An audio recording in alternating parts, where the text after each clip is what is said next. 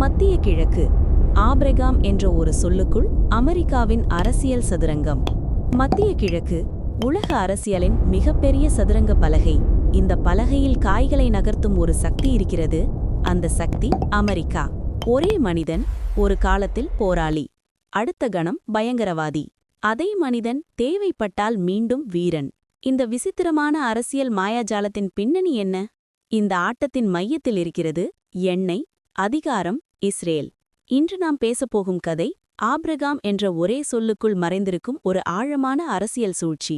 மத்திய கிழக்கு அமெரிக்காவின் சதுரங்க பலகை. மத்திய கிழக்கு என்பது அமெரிக்காவுக்கு ஒரு பிராந்தியம் மட்டுமல்ல. அது அதிகாரம் சோதிக்கப்படும் இடம், எதிரிகளை சிதைக்கப்படும் இடம், நண்பர்கள் உருவாக்கப்படும் இடம். இந்த மண்ணின் கீழே புதைந்திருக்கும் எண்ணெய் வளமே இந்த ஆட்டத்தின் மூலாதாரம்.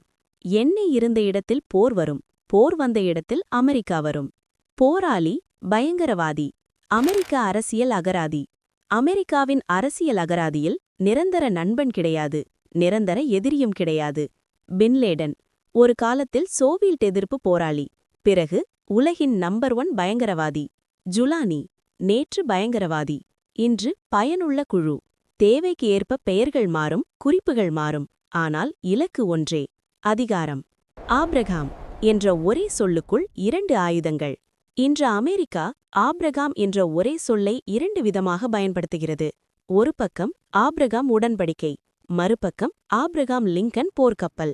ஒன்று புன்னகையுடன் வரும் ராஜதந்திரம், மற்றொன்று பயமுறுத்தும் இராணுவ சக்தி. இதுதான் அமெரிக்க அரசியல். ஆபிரகாம் உடன்படிக்கை உண்மையான நோக்கம் என்ன? 2020இல் கையெழுத்தான ஆபிரகாம் உடன்படிக்கை மேலோட்டமாக இஸ்ரேல் அரபு நாடுகள் உறவு சீரமைப்பு. ஆனால் உள்ளே மறைந்திருப்பது ஒரு நுணுக்கமான சூழ்ச்சி. அரபு நாடுகளை இஸ்ரேலுடன் இணைப்பது, இஸ்ரேலை அங்கீகரிக்காத ஈரான் போன்ற நாடுகளை தனிமைப்படுத்துவது, பொருளாதாரம், வர்த்தகம், தொழில்நுட்பம். இந்த 3 வார்த்தைகளின் போர்வையில் அரசியல் அழுத்தம். இஸ்ரேலுக்கு எதிரான தடைகள் எவ்வாறு சிதைக்கப்பட்டன?